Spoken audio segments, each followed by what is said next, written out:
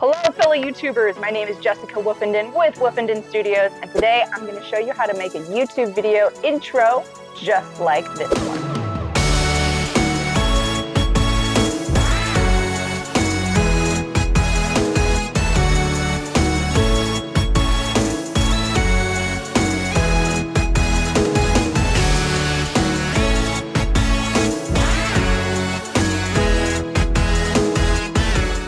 Creative intros like these allow your viewers to get a sneak peek at what your channel is about and encourages people to watch your other videos because of what they might see in that intro. A great example of this is Peter McKinnon, who has a creative intro showing places that he has filmed and taken pictures of, giving him more credibility to his audience and encouraging people to watch more of his content. But Jessica, these other YouTubers have more content than me. How can I make a creative video? Trust me, you can make a creative video about anything. I'm going to make 3 intro videos from scratch right now, just to show you that you don't have to be a wizard editor or have a bunch of content to make a great YouTube intro. Let's go. The first item that we are going to be making a YouTube intro on is some swim goggles from my closet. I'm going to be using my camera, these goggles, and a river that's nearby to set my scene. I'm going to film close, medium, and wide shots so that I can get more variety of film to use in the editing room. I shoot at 24 frames per second, but for the super steady shots, I'm going to shoot at 30 frames per second and 60 frames per second. This will allow me to slow down the footage in the editing room. Oh no! Why did you stop? Resume! Man, if you guys just missed that, that was some quality gold. If you haven't already, you should like the video. The next item that I'm going to be filming an intro video on is an airsoft gun. I'm going to be using my camera, airsoft gun, some BBs, other little props. I'm going to film close, medium, and wide shots at 24, 30, and 60 frames per second so I can slow down a little bit in post. The last item that I'm going to make for today's intros is a Slinky. I'm going to be using my camera, Slinky, tripod, and the great outdoors.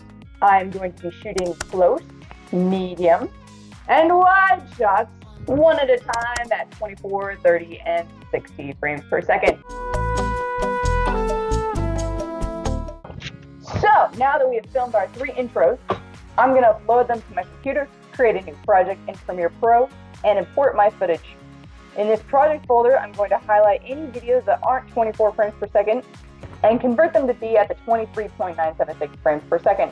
This slows down the clips I use, making the shot steadier. I'm going to choose songs from Adobe Stock I can use for my intros, but there are other sites like Artlist, Soundstripe, and Epidemic Sound that you can start a free trial that you can choose from their library as well. Be aware that anything not royalty-free needs a license, and if you're using the song multiple times, as in for every video you make, you'll need to make sure you have permission from whatever site you use to use it more than once. I usually like to match the feel of the song with whatever I'm filming. Think of some of your favorite TV shows and their intro songs. What kind of emotion does that spark when that music hits your ears? Essentially, your YouTube video intro is going to be your theme song. And when your viewers watch it, it's going to create that same feeling of excitement. Your intro should be anywhere from 3 seconds to a minute, but I wouldn't go longer than that. I'm going to import my videos from one of my subjects into the timeline, along with the song I've chosen. Then I'm going to trim down the song to what length I feel is appropriate. And now, I go through my footage, alternating between shots, editing on the beat of the song to fill the amount of time I've chosen for my intro. Once that is done, that is looking really good. But now I want to spice it up with some transitions and text. This part is so fun for me because it can add personality and it can help your audience relate to you so much quicker.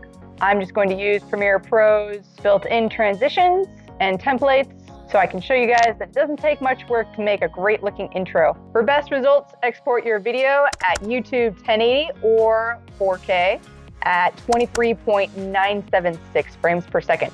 Here's how it turned out.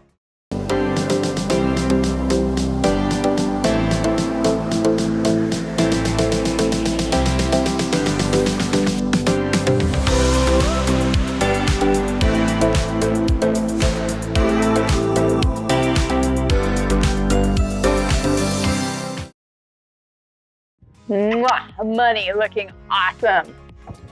Next is the airsoft video. I'm going to, same as before, pick a song that meets the theme, trim it to the length I want it to be, and add in my footage, making sure I edit on the beat, and I'm putting a wide variety of shots into my intro. Lastly, the motion graphics and transitions, and we're done. If you want to try to stretch yourself, you can also go over to the Lumetri Color tab, play around with a LUT to give some attitude to your footage. Here's how it turned out.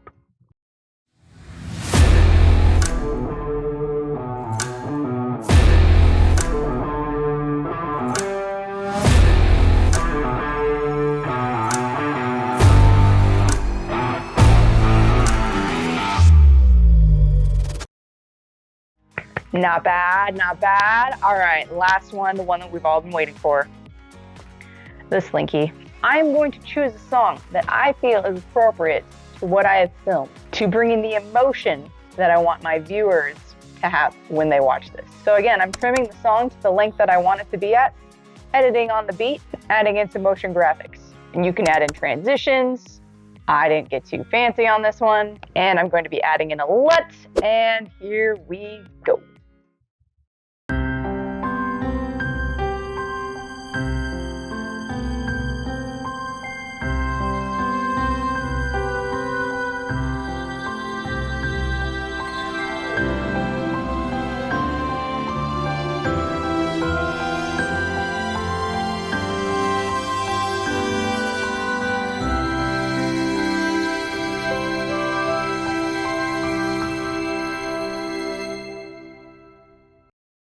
If that doesn't inspire you to make an intro video, I don't know what will.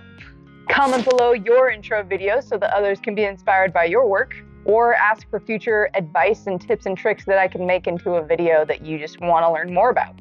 And I said that in the title of the video there were 3 examples of intros, but did you catch the 4th?